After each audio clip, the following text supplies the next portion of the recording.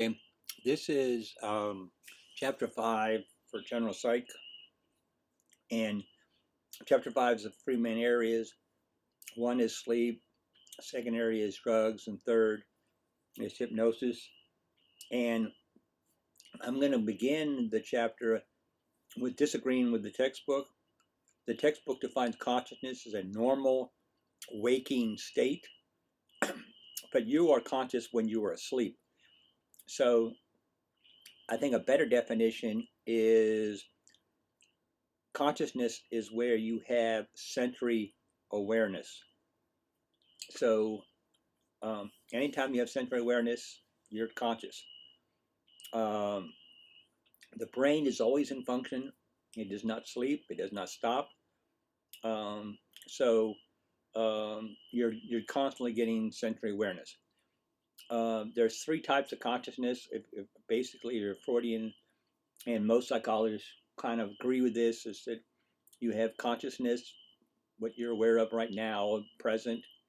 Um, you have subconscious or preconscious, same thing, and that is stuff that you can bring up um, immediately. Like, if I ask you when your birthday is, you could tell me you weren't thinking about it, but you can bring that up.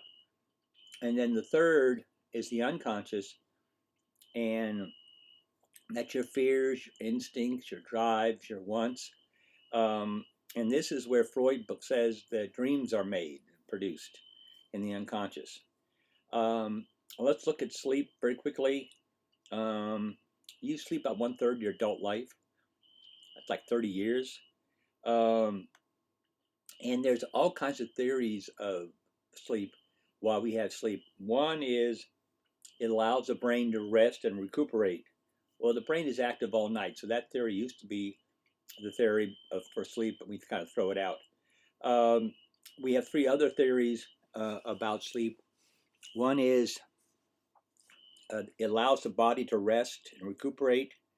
Um, and we do know that when you're sick, you sleep a lot. However, if you have a really bad day, a lot of exercise, and a day you don't do anything, you still get the same amount of sleep. So with body restoration, that would be affected. The other is evolutionary theory that sleep was developed because at night, you're walking around the caves and you run into predators or you fall off a cliff. So it was safe to to preserve your body energy to get sleep. And the third is the one I like the best. Doesn't mean it's the right one, but it allows the brain to organize material. So when you sleep, the brain's going through all the stuff that went through the day and deciding what to keep, what not to keep, what to address, and what not to address. Um, we have sleep is basically a 90-minute interval cycle, and the average person has five of those uh, in a night. Um, so we have five stages of REM. So we have five times we dream five times during the night. Um, and when we say that, we got to go. The 90-minute cycle is theta one, theta two, theta three, theta four, non-REM dreaming, REM dreaming, non-REM dreaming, theta four, theta three, theta two, theta one, and we repeat that five times.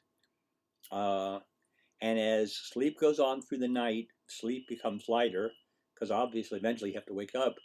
And it's much easier to wake up from a light sleep than heavy sleep, as you know. And two, dreams go longer. Um, some people say that the last dream can last as much as 30 minutes. So we have a better chance to remember our last dream than the other four times we dreamt. Um, excuse me. There are four types of brain waves, and you need to know four. Beta, that's active thinking, problem solving, working. Alpha, restfulness, daydreaming, quiet. It's very healthy. When we go to sleep, we start off at alpha and then slide into delta. Delta is light to heavy sleep. And then delta is when we dream, and we need delta waves. That's a necessity. So REM is rapid eye movement. This is when you're really dreaming your hardest, and you're in sleep paralysis. That would protect you from getting yourself hurt. Um, so we really need delta waves. I mean, you can have 20 hours of theta and you get up, you're still tired. You have to have delta waves. Um, People require different amounts of sleep, 6, 7, 8 hours, but everybody requires uh, delta waves. Um, for instance, in a study down at the University of Florida, I was involved in is at one time we wondered if astronauts could sleep in space. Obviously, they can. If astronauts dream in space, obviously they can. We didn't know that then, and so they hired a guy named Webb, who's in your textbook, and we would. One of my jobs, every 6 hours, a new person would come in, and we had electrodes on people. And as soon as they hit into delta waves, we gave them electric shock and woke them up. And we wanted to see how long they go before um, they start not acting, not functioning uh, correctly.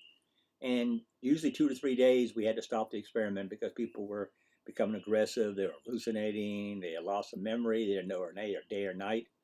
So Webb discovered the sleep rebound effect because as soon as we stopped the experiment, people would lay their head down on the pillow and go right into delta, not the 90-minute cycle. And so